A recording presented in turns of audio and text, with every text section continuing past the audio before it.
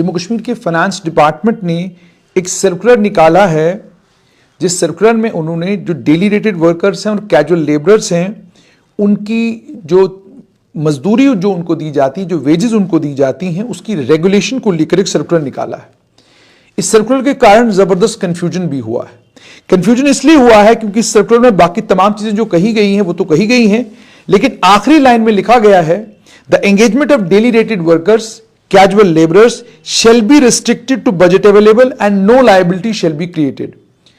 आम लफ्जी माने अगर इसका आप समझेंगे तो उससे ये समझ में आता है कि director general courts SL Pandita ये कह रहे हैं कि जो डेली रेटेड वर्कर्स हैं और कैजुअल लेबरर्स हैं, इनकी जो एंगेजमेंट है उसको इन्हें आप एंगेज करें उतना ही जितना आपके पास बजट है।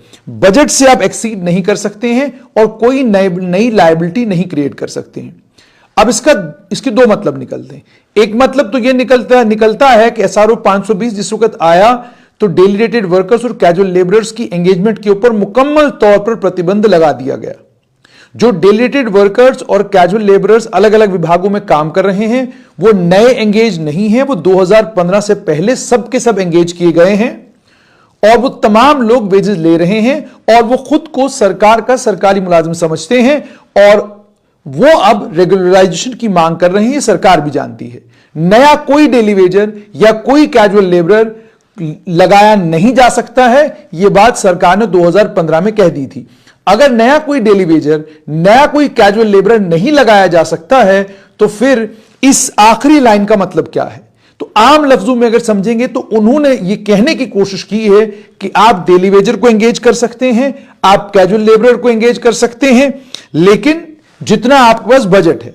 लेकिन जब आप वकीलों से बात करते हैं, कानून के समझदारों से बात करते हैं, वो ये कहते हैं कि ये दो धारी तलवार है। यानी अगर कोई कैजुअल लेबरर को या डेली रेटेड वर्कर को एंगेज करना चाहे तो वो इस लाइन की बिना पर एंगेज कर सकता है और सरकार उसको रोक नहीं सकती। इसलिए रोक नहीं सकती क्योंकि जम्मू कश्मीर में नया कोई डेली वेजर या नया कोई कैजुअल एंगेज नहीं होगा। यह बात 2015 में साफ कर दी गई थी। लेकिन जब मैंने वित्तीय डिपार्टमेंट, फाइनेंस डिपार्टमेंट से समझने की कोशिश की तो उन्होंने कहा, हमने यह कहा है कि जितने भी विभागों में डेली वेजर और कैजुअल लेबरर काम कर रहे हैं, हमने उन तमाम डिपार्टमेंटों को, तमाम विभागों को यह कहा है कि जितना बजट आपको दिया गया है इसी बजट के अंदर आपने डेली वेजर और कैजुअल लेबरर जो आपके पास लगे हुए हैं उनकी वेजेस आपने इसी बजट के अंदर अंदर देनी है। इसका मतलब क्या? इसका मतलब ये, और आगे ये कहा चूंकि डेली वेजरों की जो वेजेस हैं वो 300 रुपया कर दी गई है, कैजुअल लेबरर्स की जो वेजेस हैं वो 300 रुपया कर दी गई हैं, तो उसको ध्यान में रखते हुए अब जब 300 ये वेजेस हो गई हैं तो ये बढ़ गई हैं। इन बढ़ी हुई वेजेस को ध्यान में रखते हुए जितनी आपकी बजटरी अलॉटमेंट है उस अलॉटमेंट में जितने कैजुअल लेबरर्स और डेली वेजर्स को वेजेस दी जा सकती हैं उन्हें आप दीजिए। एडिशनल लायबिलिटी आप क्रिएट नहीं करेंगे। यानी अगर आपके पास 500 डेली वेजर हैं तो आप 500 डेली वेजरों को 500 डेली वेजर अगर आपके पास हैं और 300 करने के बाद अगर 400 डेली वेजरों को वेजेस पूरी होती हैं और आपका बजट खत्म हो जाता है तो इस ऑर्डर के मुताबिक अब 100 डेली वेजरों को की लायबिलिटी सरकार के ऊपर नहीं। तो मतलब इस ऑर्डर को अगर सरकारी भाषा में समझा जाए तो डीजी कोर्ट्स ये कह रहे हैं कि अगर 300 रुपया करने के बाद आपके बजट में कुल 400 डेली वेजर एकोमोडेट होते हैं तो 100 को निकाल दीजिए। और आप जानते भी डेली वेजर और कैजुअल के मामले में कि सरकार के पास ये ताकत है, सरकार जिस डेली वेजर और कैजुअल को चाहे जब चाहे तब निकाल सकती है।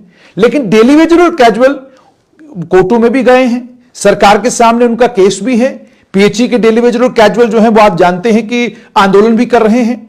अन्य कई विभागों के डेली वेजर जो हैं वो भी आंदोलन कर रहे हैं और उन सबका ये कहना है कि हम तो 15-15, 20-20 साल से विभागों में काम कर रहे हैं, अब हमें पक्का कीजिए। तो उनकी मांग पक्का करने की है। वो 20-20 सालों से काम कर रहे हैं। 2015 के बाद कोई नया डेली वेजर, कोई नया कैजुअल नहीं लगेगा। ये सरकारी ऑर्डर है और अगर इस ऑर्डर को समझा जाए तो इसका मतलब इससे साफ ये होता है कि जिस डिपार्टमेंट को डेली वेजरों की वेजेस के लिए जितनी बजटरी अलॉटमेंट की गई है उसको उसी बजटरी अलॉटमेंट में 300 के हिसाब से वेजेस देनी है। और अगर बजटरी अलॉटमेंट खत्म हो जाती है और उसके बाद भी कुछ डेली वेजर रह जाते हैं, तो वो उन डेली वेजरों को टाटा बाय बाय कह सकते हैं और इस बजटरी अलॉटमेंट को, लेकिन कोई लायबिलिटी नहीं क्रिएट नहीं करेंगे। यानी लायबिलिटी नहीं क्रिएट करने का मतलब यह हो गया कि अगर आपने 400 को दे दिया, 100 रह गए, आप उनको यह नहीं कह सकते कि अगले महीने आपको वेजेस मिलेंगी, या 6 महीने बाद वेजेस मिलेंगी, या 4 महीने बाद वेजेस मिलेंगी, ऐसा नहीं होगा। जबकि जब आप डेली वेजों से बात करते हैं तो वो कहते हैं कि हमारी 72 महीनों की वेजेस जो है वो बाकी है, वो हमें दे दीजिए। तो वो 72 महीनों की जो वेजेस हैं, जाहिर सी बात है वो भी सरकार के खजाने के ऊपर ही बोझ है, वो भी सरकार को ही पे करना है। और इसी ऑर्डर में आगे वो कहते हैं कि आप वेजेस भी जो डेली रेटेड वर्कर्स को और कैजुअल लेबरर्स को देंगे जिनकी आधार बेस्ड बायोमेट्रिक ऑथेंटिकेशन जो है फाइनेंस डिपार्टमेंट को रिपोर्ट की गई है, और जो फाइनेंस डिपार्टमेंट ने रेट निकाले हैं उन्हीं रेटों के मुताबिक आप उनकी वेजेस देंगे। और उसके बाद यह भी ख्याल रखेंगे कि कितने घंटे वो काम करते हैं, और तमाम डेली वेजरों की और कैजुअल लेबरों को लेकर यह कहा है कि उनकी बायोमेट्रिक अटेंडेंस जो है वो 2 बार होगी। यानी एक टैंकर चलाने वाले को जब वो रात के वक्त या शाम के वक्त अपना टैंकर बंद करता है, उसको पहले डिपार्टमेंट जाना है, दफ्तर में जाकर बायोमेट्रिक अटेंडेंस करनी, उसके बाद वो घर जाएगा। यानी एक तो मजदूरी देनी है, और यह मजदूरी भी तब आपको मिलेगी जब आप उतने घंटे काम करेंगे जितने घंटे काम करने के बाद आपकी इतनी मजदूरी बनती है। और यह भी कहा गया कि बायोमेट्रिक अटेंडेंस के जरिए आप सरकारी मुलाजमत नहीं मांगेंगे, यह सिर्फ डेली परमानेंट, यह सिर्फ वेजेस के लिए आप इसका इस्तेमाल करेंगे। और यह भी कहा गया कि जो लोग थोड़ी देर के लिए काम करने आते हैं उनको पूरे दिन की वेज नहीं मिलेगी, फुल डे की वेज नहीं मिलेगी। और उसके बाद यह भी कहा कि डिपार्टमेंट फौरन उन केसेस को फाइनेंस डिपार्टमेंट तक पहुंचाएगा जहां पर इन तमाम डायरेक्शंस को वायलेट किया जा रहा है। यानी डेली वेजेस को लेकर सरकार ने साफ कर दिया है। एक बात तो सरकार ने यह कह दी कि भाई इनको वेज आप तब देंगे जब ये उतने घंटे काम करेंगे जितने घंटे काम इनसे लिया जाना चाहिए, और 2 बार बायोमेट्रिक अटेंडेंस होगी। बायोमेट्रिक अटेंडेंस की बिना पर इनकी वेजेस बनेंगी। उसके बाद कहा गया कि अगर बायोमेट्रिक अटेंडेंस पूरी नहीं, और अगर थोड़ी देर के लिए दिन में कोई काम करता है उसके बाद चला जाता है, तो उसको थोड़े से वक्त के वेजेस मिलेंगे, उसको पूरे दिन के वेजेस नहीं मिलेंगे। तो कानून बड़ा सख्त कर दिया गया है डेली वेजरों के लिए। ऑलरेडी मुसीबत और परेशानी के शिकार हैं।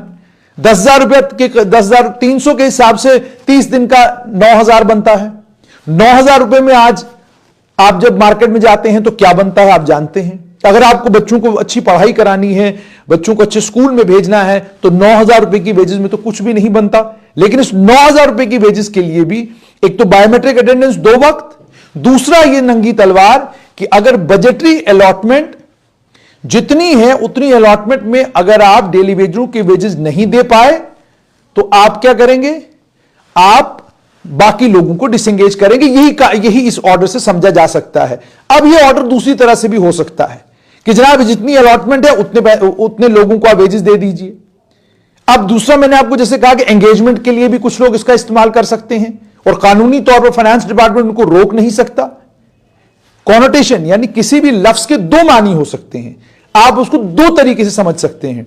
लेकिन जब आप कोर्ट में जाते हैं, अदालत में जाते हैं, तो वकला साहिबान जब जज साहब के सामने खड़े होते हैं, वो इस एंगेजमेंट का मानी वहां पर जब जज के सामने रखेंगे और उसको बताएंगे जज को कि जज साहब ये देखिए एंगेजमेंट पर ही बैन था, और ये खुद कहते हैं कि कोई एंगेजमेंट आप नहीं करेंगे, कोई एंगेजमेंट नहीं करेंगे का ये लफ्ज लिखने की भी जरूरत नहीं थी। इसलिए जरूरत नहीं थी क्योंकि ऑलरेडी 2015 में कैजुअल लेबरर्स और डेली रेटेड वर्कर्स की एंगेजमेंट पर बैन लगा हुआ है, और वो ऑलरेडी डिपार्टमेंटों में कंटिन्यू कर रहे हैं। उनमें से किसी को डिसकंटिन्यू नहीं किया गया है, उनमें से किसी को निकाला नहीं गया है, और वो सभी जानते, सभी डिपार्टमेंट जानते हैं, विभाग के कर्मचारी जानते हैं कि ये डेली रेटेड वर्कर्स जिस डिपार्टमेंट में है वहां ये काम कर रहे हैं, और ये रोज काम पर आते हैं। इनको डिसएंगेज करने का तो मतलब ही नहीं बनता। इनमें से कई लोगों की हादसों में मौत हो गई, कई लोग बिजली के खंभे से लटक गए, कई लोग हार्ट अटैक के कारण जो है इस दुनिया से चले गए। तो